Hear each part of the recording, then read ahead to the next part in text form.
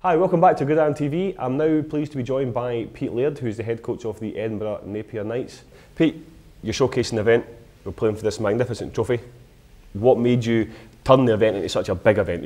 What gave you the idea to do it? Well, first of all, nice to see you, Sid. Always a pleasure. Well, been involved in American football for 100 years now. I can see that. You know, it's a fantastic sport. Anybody that's played the sport, you know yourself what an amazing game it is. And, you know, in Scotland, we are fixated with soccer. What a brilliant opportunity we've got to showcase this. We can show off, instead of just having our usual 2 men and a dog down in a muddy field, we've got the opportunity to go to a stadium, invite along student bodies of both Edinburgh and Napier universities, come along, support both universities. I mean, student sport as a whole is really underfunded. It's an area of great potential because we've got great kids and you know, superb athletes. So what better way to get our students involved and young people involved in the sport than bringing them along to a big game like Napier versus Edinburgh Uni. You know, that already gets my mouth drooling just thinking about it. I mean, it's such an exciting event. You were telling us before on your Facebook page, you've got over 280 people potentially attending. So far. And there's still a few weeks to go. Absolutely. I mean, we're talking about such a great showcase event, Pete. Great trophy. I mean, tell us a little bit more about the trophy. Who designed it? I mean, where did the idea come from? Well, the trophy itself is designed by Scott Irvin from Harmonies in Wood, and it's actually been funded by both alumni associations of both Edinburgh University and Edinburgh Napier University. And both those organisations have done a fantastic job in really buying into the event. Our alumni association are actually hosting a hospitality suite in which we've got the opportunity to thank match sponsors such as the Three Sisters Bar in Edinburgh, who's sponsoring the game, and also we're going to be hosting along a lot of people who've been involved in the sport over the years, and we've got local businesses coming. And over and above that, we've got the student bodies themselves. We've deliberately made it free entry for students and also for concessions, so that we can encourage all the students to come along on the day. The Three Sisters Bar will be there, and there'll be a barbecue for the students to come along. It's Super Bowl Sunday, so you've got the potential to have a full day's worth of football. So it's a great day of football all around then. Oh, absolutely. I mean, you mentioned you're going to have great events, you mentioned you're going to have a barbecue, there's going to be bars, there's people have a drink as well, so it's pretty much going to be like the tailgate party of an NFL, isn't it? Well, that's what we're looking for. I've already had students coming up to me asking if it's okay to come along and dressed in Knights uniforms. They're going to be face paints. We've actually got at halftime the Edinburgh Cheer and Dance Academy are coming along to do a halftime show. So, you know, the potential there to have a real marquee event for football in Scotland. The idea as well is to make it the biggest student sporting event in Scotland, not just for American football. Yeah, I mean, it's such a great event. It's something that's never been seen before, especially in Scotland. And you know, hats off to you to both universities for organising this. Let's talk about your season though. I mean, you've gone 1 and 2 so far this season, Pete. I mean, obviously you'd love to have been 3-0, obviously. How do you expect the team to basically bounce back? Well, we had a good pre-season, and you know, football being football, a couple of bad injuries before our first game of the season. Lost our starting quarterback, and you know, the Wednesday before our first game. We took the defending champions Glasgow Tigers quite close in the first game. Second game, we got a shellacking by Stirling Klansmen, who you know played us off the park. I'm very proud of the boys though, because they got their stuff back together. They worked hard. They never let their heads drop down. Got a good result against West of Scotland. My guys are back from injury. I'm very positive about this semester. We've got 5 games in 5 weeks. That's a tough schedule. That is, and it's going to take its toll on the players. I mean, how are the players going to prep for this kind of... I mean, no doubt you've got a team full of rookies as well. You'll have experienced players there also. The experienced players know what to expect.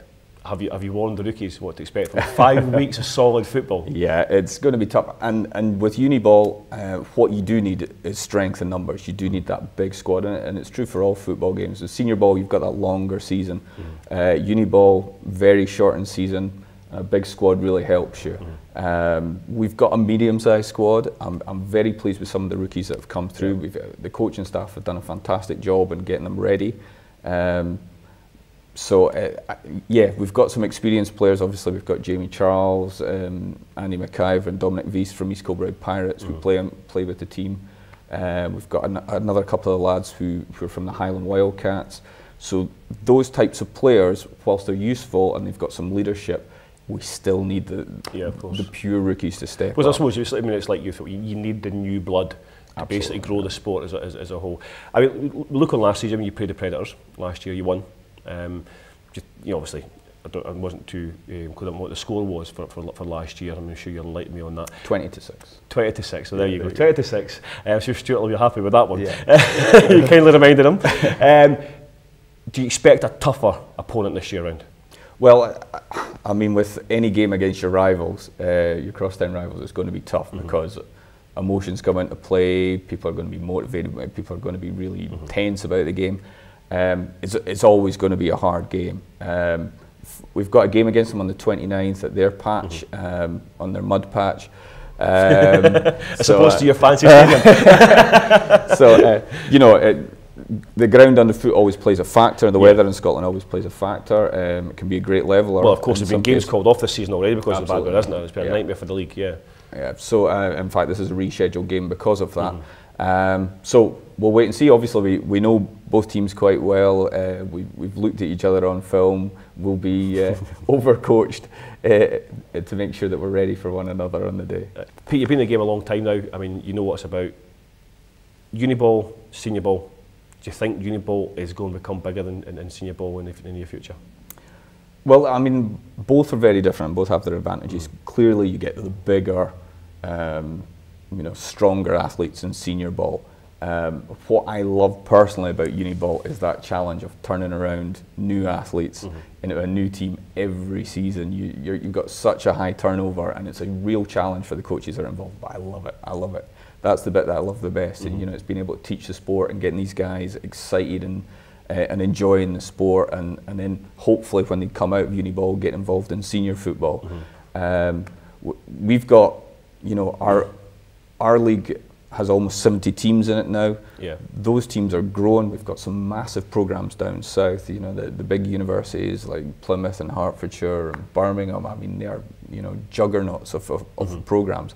And a lot of us, that's what we're aspiring to do. We're trying to build a program as opposed to just building a team year on year out. So therefore, when we get that turnover of players, it means that they're buying into something that's already strong and already exists. I mean, my goals for the season were make the playoffs, be the best team in our university, ahead of rugby, ahead of football, ahead of...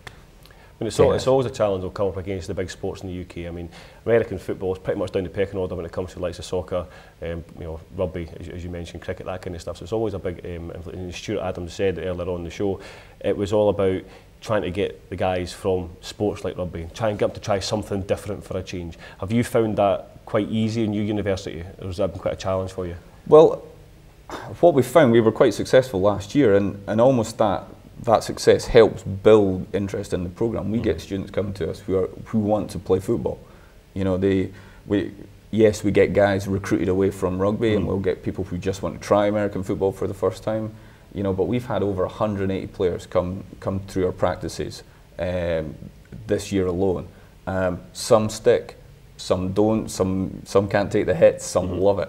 And of course, what you end up with is a group of young men that are prepared to just go out there and play ball. And they're in their peak as well, because at university, 18-year-old, they're at their peak in fitness. They're still young. Well, you say that.